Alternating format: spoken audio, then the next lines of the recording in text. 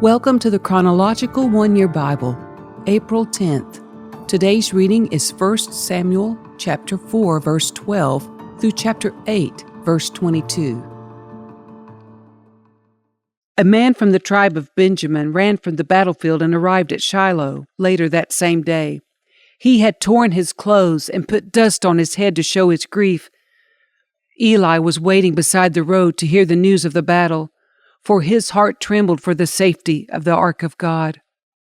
When the messenger arrived and told what had happened, an outcry resounded throughout the town. "What is all the noise about?" Eli asked. The messenger rushed over to Eli, who was 98 years old and blind. He said to Eli, "I have just come from the battlefield. I was there this very day." "What happened, my son?" Eli demanded. "Israel has been defeated by the Philistines," the messenger replied. "The people have been slaughtered, and your two sons, Hophni and Phinehas, were also killed, and the ark of God has been captured."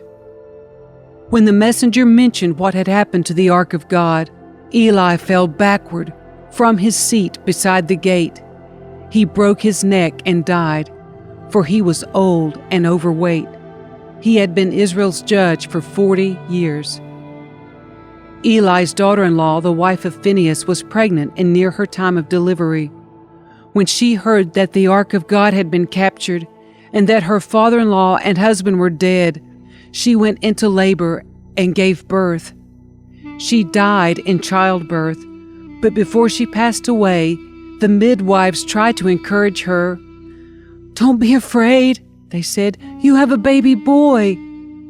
But she did not answer or pay attention to them. She named the child Ichabod, which means, "Where is the glory?" For she said, "Israel's glory is gone." She named him this because the ark of God had been captured and because her father-in-law and husband were dead. Then she said, "The glory has departed from Israel, for the ark of God has been captured."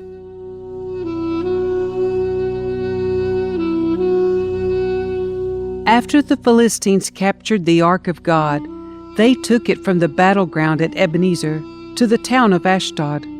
They carried the ark of God into the temple of Dagon and placed it beside an idol of Dagon. But when the citizens of Ashdod went to see it the next morning, Dagon had fallen with his face to the ground in front of the ark of the Lord. So they took Dagon and put him in his place again. But the next morning the same thing happened. Dagon had fallen face down before the ark of the Lord again. This time his head and hands had broken off and were lying in the doorway. Only the trunk of his body was left intact. That is why to this day neither the priest of Dagon nor anyone who enters the temple of Dagon in Ashdod will step on its threshold. Then the Lord's heavy hand struck the people of Ashdod and the nearby villages with a plague of tumors. When the people realized what was happening, they cried out, "We can't keep the ark of the God of Israel here any longer. He is against us. We will all be destroyed along with Dagon, our God." So they called together the rulers of the Philistine towns and asked, "What should we do with the ark of the God of Israel?" The rulers discussed it and replied, "Move it to the town of Gath." So they moved the ark of the God of Israel to Gath.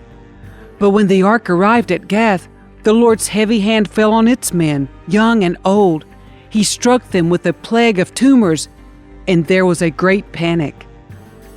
So they sent the ark of God to the town of Ekron. But when the people of Ekron saw it coming, they cried out, "They are bringing the ark of the God of Israel here to kill us too." The people summoned the Philistine rulers again and begged them, "Please send the ark of the God of Israel back to its own country, or it will kill us all." For the deadly plague from God had already begun, and great fear was sweeping across the town. Those who didn't die were afflicted with tumors, and the cry from the town rose to heaven. The ark of the Lord remained in Philistine territory 7 months in all. Then the Philistines called in their priests and diviners and asked them, "What should we do about the ark of the Lord? Tell us how to return it to its own country."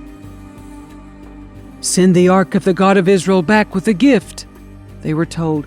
"Send a guilt offering so the plague will stop. Then if you are healed, you will know it was his hand that caused the plague." "What sort of guilt offering should we send?" they asked. And they were told, "Since the plague has struck both you and your 5 rulers, make 5 gold tumors and 5 gold rats, just like those that have ravaged your land. Make these things to show honor to the God of Israel. Perhaps then he will stop afflicting you, your gods, and your land. Don't be stubborn and rebellious as Pharaoh and the Egyptians were. By the time God was finished with them, they were eager to let Israel go. Now build a new cart and find 2 cows that have just given birth to calves. Make sure the cows have never been yoked to a cart. Hitch the cows to the cart, but shut their calves away from them in a pen. Put the ark of the Lord on the cart, and beside it place a chest containing the gold rats and gold tumors you are sending as a guilt offering. Then let the cows go wherever they want. If they cross the border of our land and go to Beth-shemesh, we will know it was the Lord who brought this great disaster upon us. If they don't, we will know it was not his hand that caused the plague. It came simply by chance." So these instructions were carried out. 2 cows were hitched to the cart, and their newborn calves were shut up in a pen. Then the ark of the Lord and the chest containing the gold rats and gold tumors were placed on the cart. And sure enough, without veering off in other directions, the cows went straight along the road toward Beth-shemesh, lowing as they went. The Philistine rulers followed them as far as the border of Beth-shemesh. The people of Beth-shemesh were harvesting wheat in the valley, and when they saw the ark, they were overjoyed. The cart came into the field of a man named Joshua and stopped beside a large rock. So the people broke up the wood of the cart for a fire, and killed the cows and sacrificed them to the Lord as a burnt offering. Several men of the tribe of Levi lifted the ark of the Lord and the chest containing the gold rats and gold tumors from the cart and placed them on the large rock. Many sacrifices and burnt offerings were offered to the Lord that day by the people of Beth-shemesh. The 5 Philistine rulers watched all this and then returned to Ekron that same day. The 5 gold tumors sent by the Philistines as a guilt offering to the Lord were gifts from the rulers of Ashdod, Gaza, Ashkelon, Gath, and Ekron. The 5 gold rats represented the 5 Philistine towns and their surrounding villages, which were controlled by the 5 rulers. The large rock at Beth-shemesh, where they set the ark of the Lord, still stands in the field of Joshua as a witness to what happened there. But the Lord killed 70 men from Beth-shemesh because they looked into the ark of the Lord. And the people mourned greatly because of what the Lord had done. "Who is able to stand in the presence of the Lord, this holy God?" they cried out. "Where can we send the ark from here?" So they sent messengers to the people at Kiriath-Jearim and told them, "The Philistines have returned the ark of the Lord. Come here and get it." So the men of Kiriath-Jearim came to get the ark of the Lord. They took it to the hillside home of Abinadab and ordained Eleazar his son to be in charge of it. The ark remained in Kiriath-Jearim for a long time, 20 years in all. During that time all Israel mourned because it seemed the Lord had abandoned them.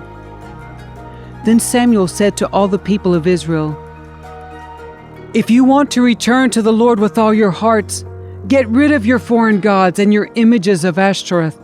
Turn your hearts to the Lord and obey Him alone. Then He will rescue you from the Philistines." So the Israelites got rid of their images of Baal and Ashtoreth and worshipped only the Lord. Then Samuel told them, "Gather all of Israel to Mizpah, and I will pray to the Lord for you." So they gathered at Mizpah and in great ceremony drew water from a well and poured it out before the Lord. They also went without food all day and confessed that they had sinned against the Lord. It was at Mizpah that Samuel became Israel's judge. When the Philistine rulers heard that Israel had gathered at Mizpah, they mobilized their army and advanced. The Israelites were badly frightened when they learned that the Philistines were approaching. "Don't stop pleading with the Lord our God to save us from the Philistines," they begged Samuel. So Samuel took a young lamb and offered it to the Lord as a whole burnt offering. He pleaded with the Lord to help Israel, and the Lord answered him. Just as Samuel was sacrificing the burnt offering, the Philistines arrived to attack Israel. But the Lord spoke with a mighty voice of thunder from heaven that day, and the Philistines were thrown into such confusion that the Israelites defeated them. The men of Israel chased them from Mizpah to a place below Beth-kar, slaughtering them all along the way. Samuel then took a large stone and placed it between the towns of Mizpah and Jeshanah.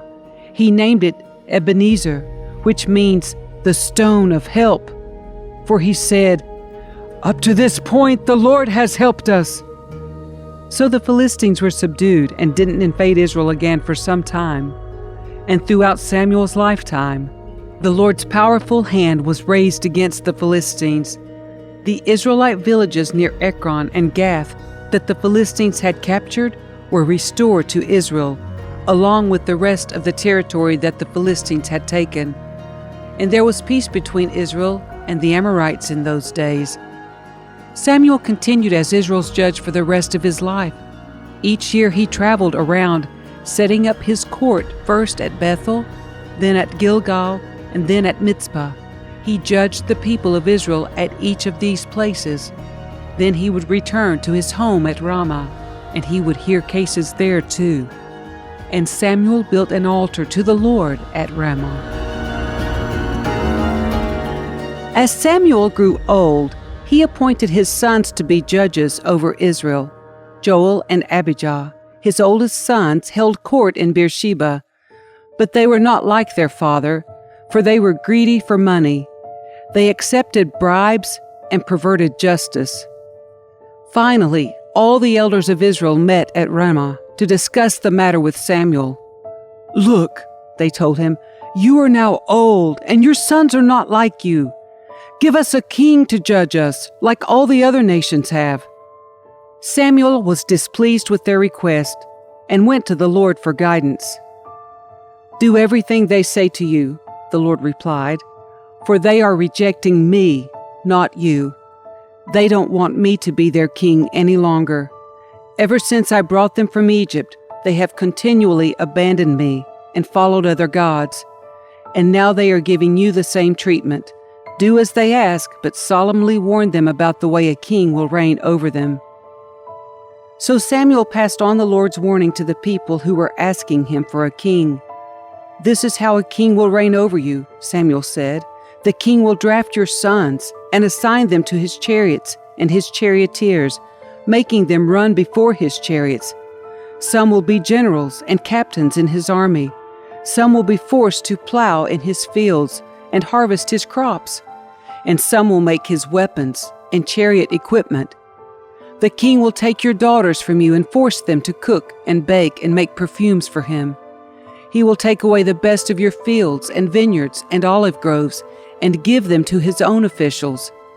He will take 1/10 of your grain and your grape harvest and distribute it among his officers and attendants. He will take your male and female slaves and demand the finest of your cattle and donkeys for his own use. He will demand 1/10 of your flocks, and you will be his slaves.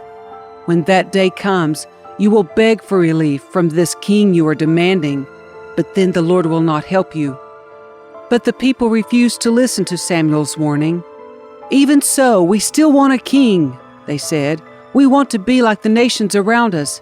Our king will judge us and lead us into battle." So Samuel repeated to the Lord what the people had said, and the Lord replied, "Do as they say, and give them a king." Then Samuel agreed and sent the people home.